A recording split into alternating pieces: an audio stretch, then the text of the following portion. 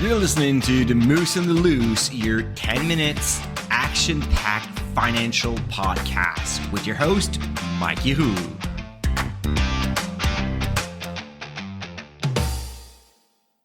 Hey, what's up, Market Moose? Mike from The Moose on the Loose. Happy Friday. Retirement Friday this time. We're going to talk about misconceptions about retirement planning. The idea came after getting into contact with a lot of people about to retire, and the number of things that they believe that are not necessarily true, and that can put you in trouble, like big time. And of course, we're going to start with one of the most obvious is number one, having a retirement plan should be simple. Like building the retirement plan should be like a few clicks away and then super and simple. And most of the time, a lot of people are saying, well, retirement planning is overwhelming and it should not be. Well, I would call this the TikTok syndrome, right? So you want everything being done in 30 seconds, like a few clicks.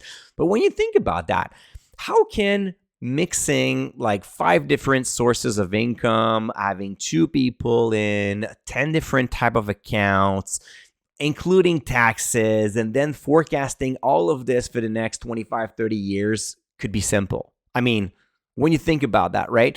Yes, it can be simplified.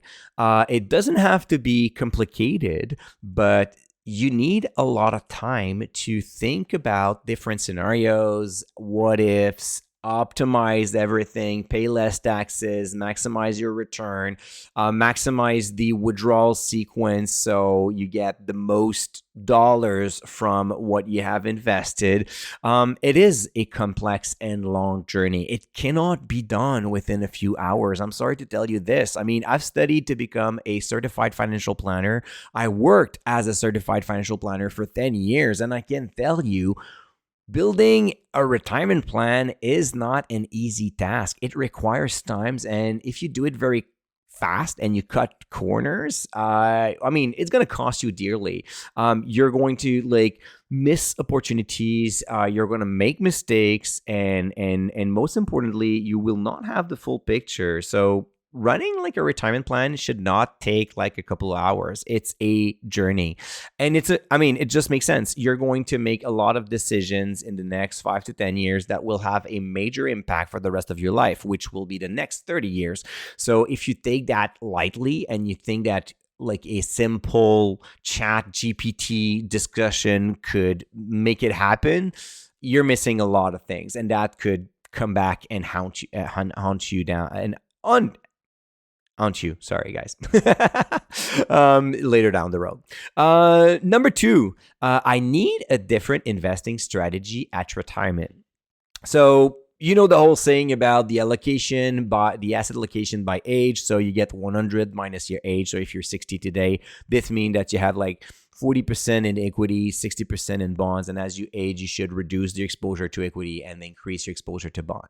The other saying is like, oh, I'm retired now, so I need income. I want income. So, and therefore ends the need to have a different investing strategy based on the new asset allocation and the fact that you want income. But in reality, what you really want is you don't want to stress about your portfolio. You want to feel comfortable with your portfolio. That's one.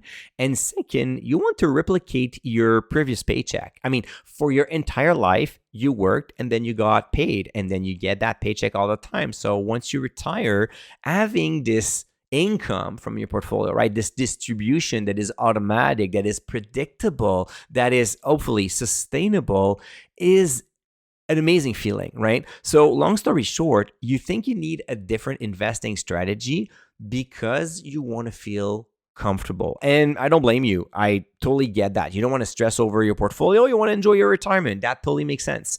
However, what if I tell you that if you have a cash wedge and you keep your existing strategy in place and you just like build that cash wedge on the side, you can just do that. Like super simple, it works super well.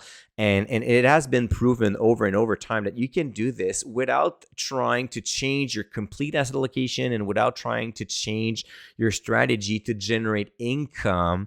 You can just do that with a strategy that enabled you. And you already know it works, right? Because you've been using the same strategy for several years. You get to retirement with the same strategy. Why not continue for the next 25 years with the same exact strategy, but have a cushion, so a cash reserve, so whenever there's a market downturn, you can use it.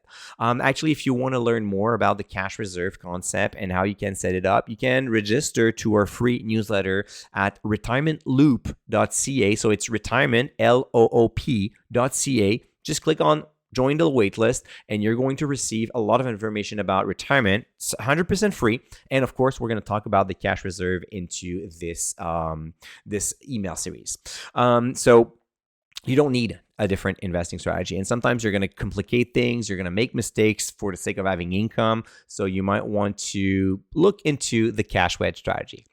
Number 3, I don't need a plan. I've saved enough money. So first, I want to say good for you. So you work very hard. You make sacrifices. You have like more than enough invested. And then you may even say, well, I'm not even going to spend my capital, just the returns, like just the income generated by my portfolio is enough to retire. I mean, that's great. You did amazing. So you don't have to worry about anything, and that's great. So, but there's an opportunity cost to this, right? You still need a plan for one more thing. How about you maximize all those efforts? Because if you pass away and you still have like millions in the banks, yes, you did not stress, but you kind of like sacrificed a lot of hours in your good years for just leaving money behind. And I mean, when you think about that, when you're about to die, leaving money behind, I don't know how much you really want to have in your bank account at this point. So having a plan will actually allow you to spend more and enjoy more stuff in life and time with your friends and family and so on.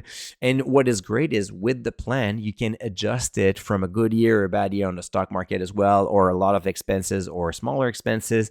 But it's just about maximizing the sacrifices you made to get there, and you're going to feel good about it. So if you don't have a plan, you're probably going to want to stick about, oh, I don't want to see the capital going down anytime soon or ever, because I would freak out. It's a really uncomfortable and stressful situation if you look at your portfolio going down and you don't have a plan for that. But if you do, well, you're probably going to be able to enjoy your healthier and younger years of retirement. For me, that's what I'm going to do. Then you do you. I'm not here to judge, but just a thought here that having a plan, even if you have a lot of money saved, could help you a lot enjoy retirement. Finally, number 4, and I hear that a lot, it's too late to make a difference. Well, first, it's never too late. A lot of people think that once they reach their 60s, it's still late to plan for their retirement. I mean, I'll be honest with you, it's not ideal. In the ideal world, the sooner the better. It's true. But when you think about your life expectancy at 60, well, you're going to live until 85, 90. So it's like 35 years still to plan. So if you don't plan then, I mean, there's a lot to be made, right? So the following years, when you turn 30, are going to be crucial. There are a lot of like discussions that you have to have with your spouse, a lot of thinking, a lot of what ifs and strategies. And having a plan, even at 60, even if you think you didn't save enough to retire, well, the plan will tell you where you're sitting, right? Where you're at. And then you can explore options. Maybe work a little bit longer. Maybe try to save more in the next 3 years. Maybe play around with CPP and OAS to know what is the best moment for you to maximize your income at retirement.